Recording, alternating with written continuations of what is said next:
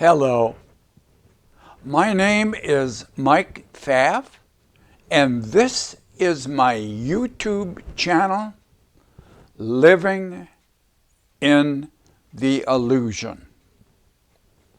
Now, the last time we got together, we talked about the past, and that the past exists only as memories, and that nothing real, physical, can be in the past. Ooh, and how exciting was that? And also, if you have negative memories around the past, that when you heal them, when we talked about healing the past, the question was asked, what are you healing? And since nothing in the past is real, you are healing something that isn't real. And that's very difficult to understand because we think things in the past are physical. And there's nothing physical in the past. And I offered the challenge, if you can find anything physical in the past, take a picture of it in the past and send it to me, and I'll put it on this site and we will talk about it for quite a while. So we'll have to see if anybody does that. In the meantime, we're going to talk about another aspect of the illusion. And this has to do with vision and eyes. And can you ever see me? Can you ever see me the way I am? Oh, that will be interesting. So stick around. We're going to make a transition, and I'll bring back my whiteboard, which is infinite. I don't know if you noticed that or not, but the whiteboard, like a piece of granite to a stone carver or an artisan, is infinite in that anything can be made out of it that's in the artisan's ability and mind. So in that sense, it's infinite, and my little whiteboard is infinite because you can put almost anything on it with a marker. So we'll see you in a moment. Thanks for sticking around. Well, we have put up here what we're going to be talking about. And that is, you can never see me. Oh, what an interesting statement. And so, we're going to explain why you can never see me. It's part of the illusion, because you think you see me. And as we go through this, you'll find out you don't see with your eyes. Oh, there's another interesting statement. You never see with your eyes. The eyes are involved, but that's not how you see. So let's begin by a little model looking at the eye. So I'm going to draw an eye. Well, it'll be kind of like an eye because drawing isn't my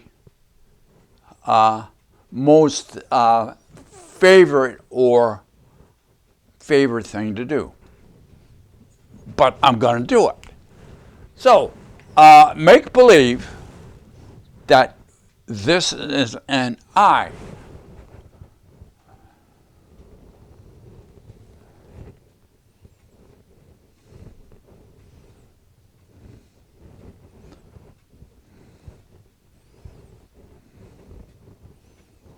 I put eyelashes on it, but the eye is right here. Here is the eye.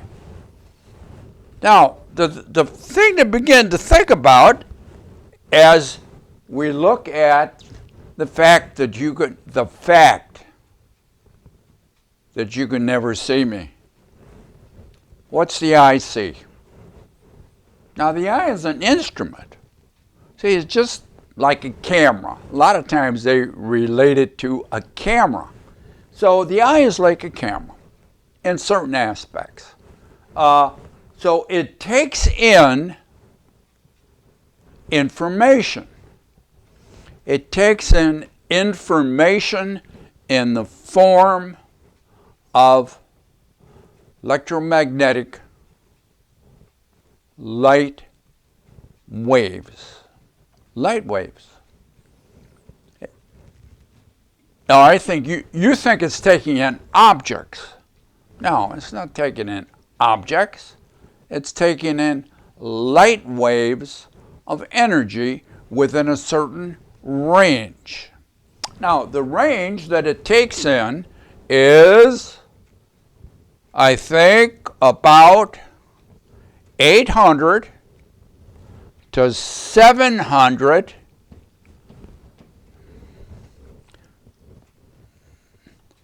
nanometers.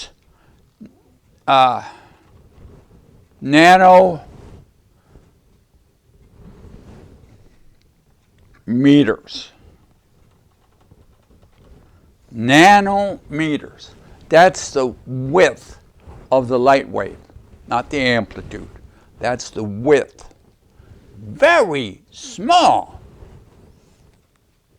And it's so small within the electromagnetic spectrum that it's almost lost. But that's all we know. And it's between 380 and 700 nanometers. The longest ones are red. That's how we interpret them. And the shortest ones are violet. I think. I always don't remember stuff, but I think that's true. Now, when you see a shirt and you say, well, this shirt is kind of violet, kind of, and this is kind of red, and you think you're seeing it. But that's what reflects off, that didn't get absorbed. So the shirt or my vest isn't red. It's every other color except red, because red is not absorbed. So it's being reflected back to your eye through the magnificence of technology and electronics. So that's what's going in the eye. And then the eye is an instrument, and people spend their whole career, their whole life, studying the eye, looking at the eye. We're not going to be that involved in what goes on in the eye, how it does it, but what it does. So we're going to look at what the eye does. So it takes in light waves. We already said that. And then it converts them, that's part of what's going on, converts that information, because that's only information, converts the information into electromagnetic impulses in the back of the eye that go down the optic nerve. You got to believe this coming out of the eye is the optic nerve. And what is in the optic nerve? Data. Data. Information. What you get out of the eye after all the complexity of the eye, what it does, very complicated. What comes out is data, electromagnetic, sometimes chemical data. So we have data coming out of the eye. Data. So I'm going to call this data 1. Data 1 coming out of the eye. Magnificent how it does that. Not concerned about how it does it, only that it gives you information. What do you do with it? Well, we use the information. It's converted from what's outside to electromagnetic information that we can process through our mind, brain, and central nervous system that I mentioned in the last several videos, and that I call the active mind. Now, so the information coming out of the eye is on its way over here to the other side.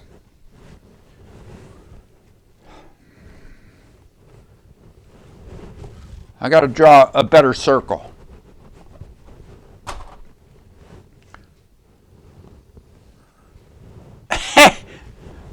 It's not much better, but it's what we got. And that's this I call the active. Active. Because things happen. Active mind. Okay? Now there's some steps in between. Again,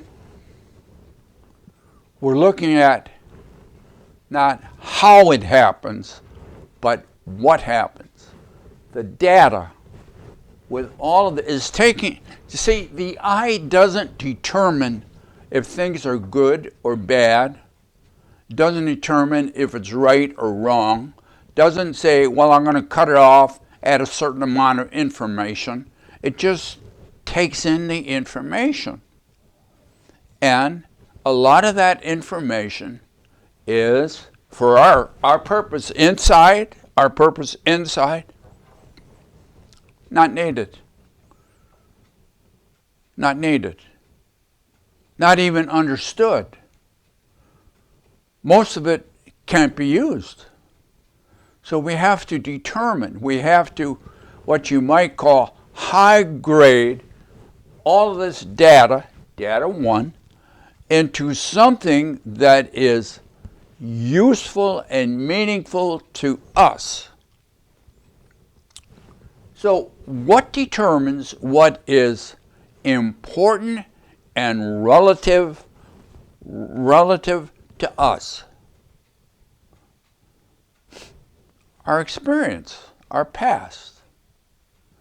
and our experience and our past is memories. Now, we talked about that before. And where are memories stored? In the subconscious mind.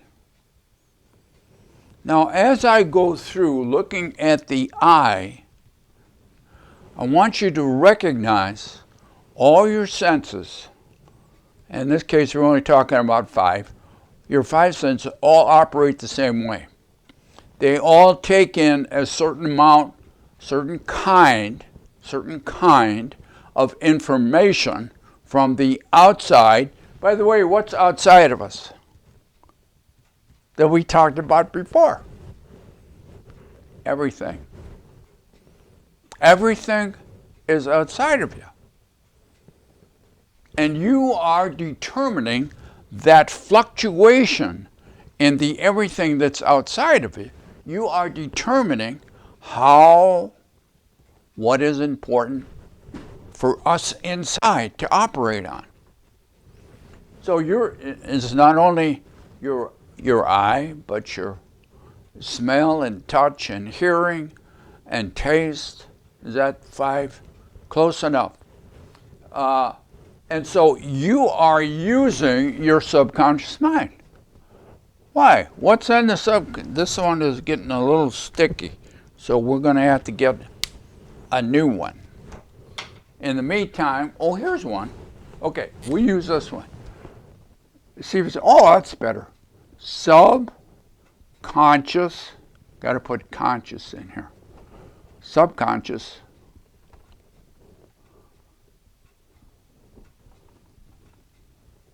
mind. And in the subconscious mind is all your memories.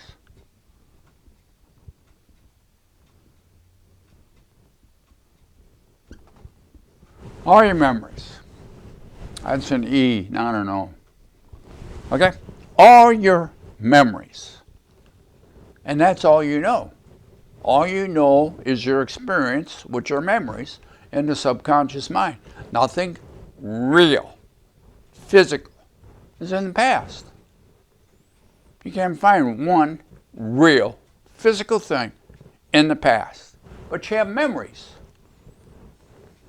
Well, it kind of means memories aren't physical things, because you have them in the past. Now, this data, whole bunch of data coming down here, you are going to, and we talked about this in other videos, you are going to filter that information. So now, I got to draw a little box. I'm not so sure I did a good job here. A little box that you use to take what you know is your memories, your past experiences. And you're going to look at all of this information, and there's a lot of it that you don't need. We'll talk a little bit in the past about that. And out of that, you are going to get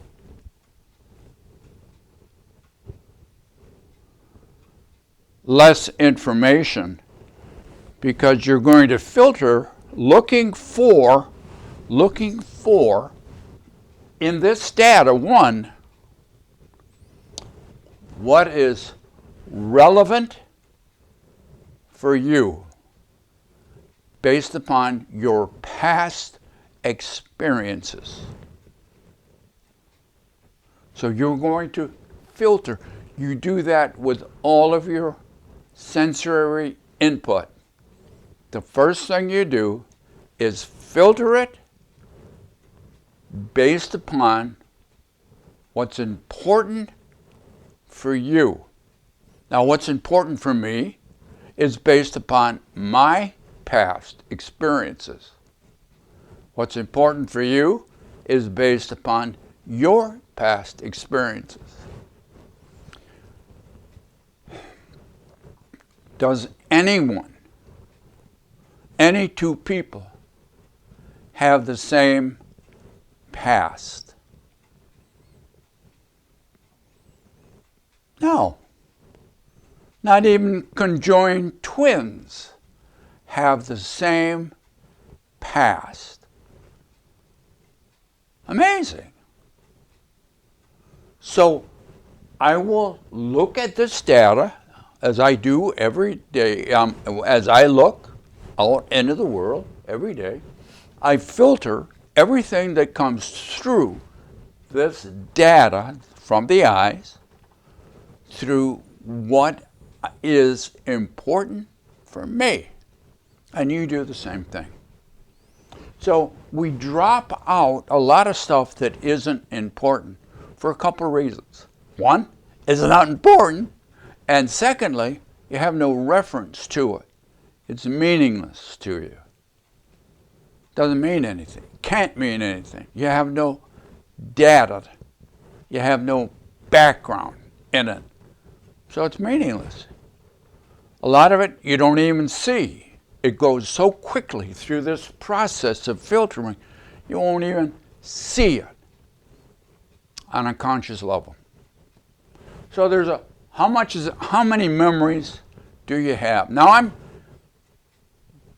not young, so I've got a lot of experiences.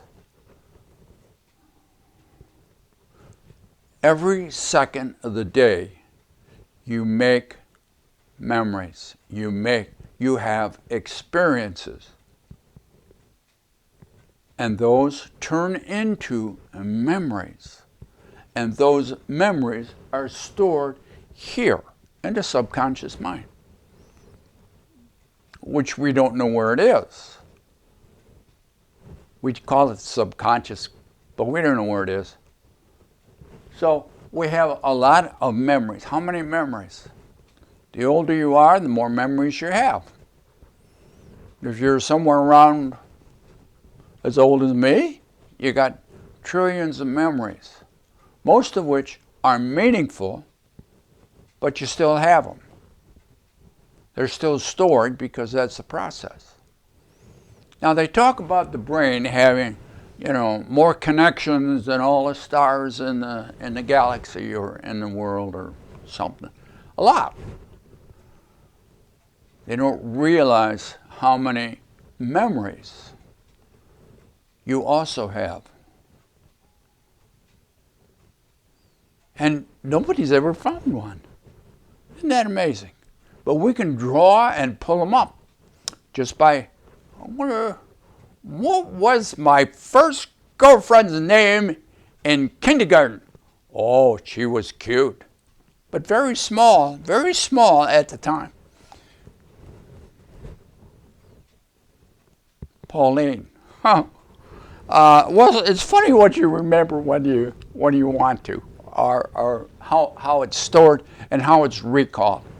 So you have all these memories, and you're going to drop out, boom, boom, boom, boom, boom, boom, boom, a lot of information, because it's meaningless.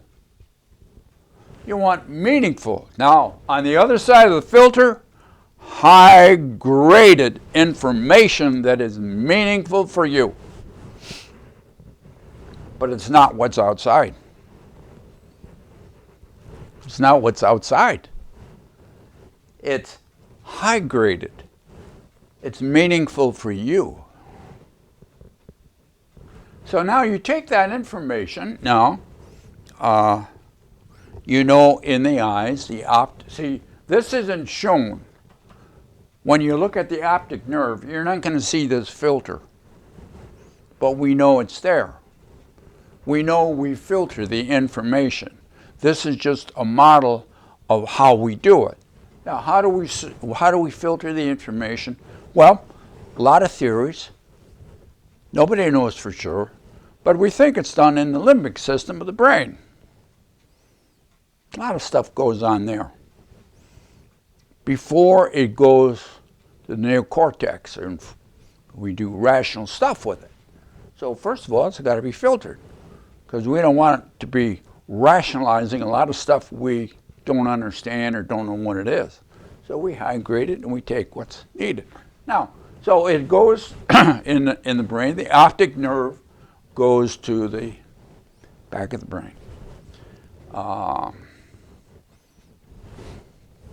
This is my right eye. Right eye goes to the left side. Left eye goes to the right side. Part of the uniqueness of the human brain. So, but now it has to be, now we high-graded it, we need to know what it is, so we have to interpret it. So we send it to the active mind, there goes the data to the active mind, and we interpret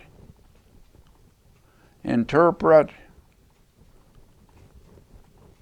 data. We interpret the data. That doesn't look like interpret, but make believe it is. It's supposed to be interpret.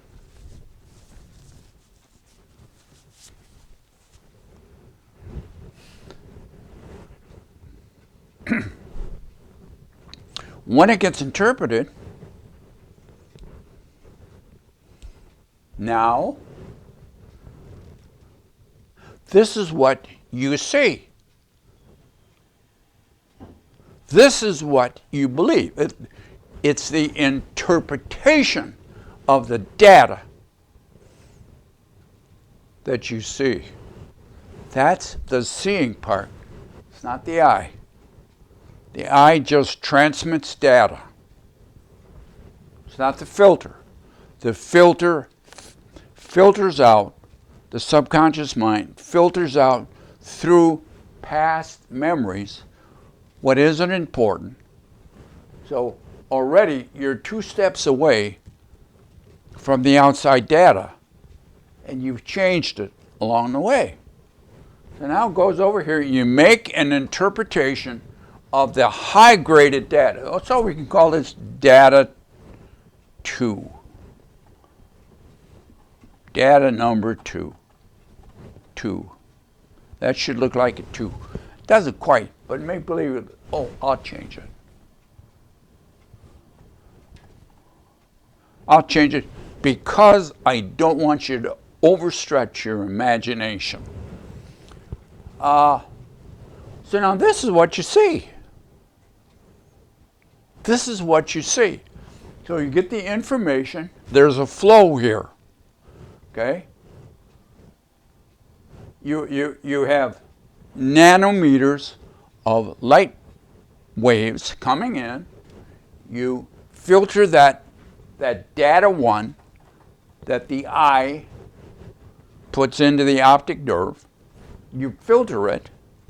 You throw out what isn't important for you at that particular moment.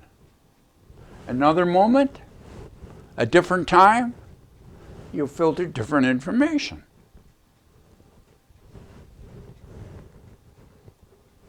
It depends on your mood a lot of times.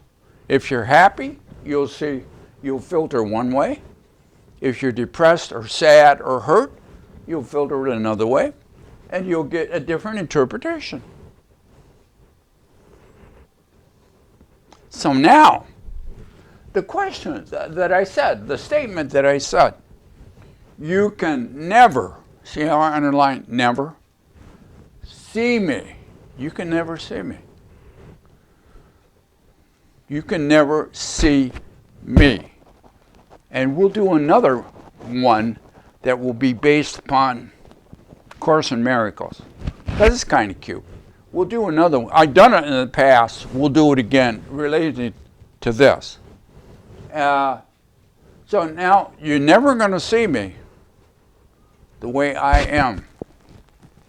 You always and forever must see me the way you are. The way you are. Why? You create your world. You create me inside of you through your interpretation of your past.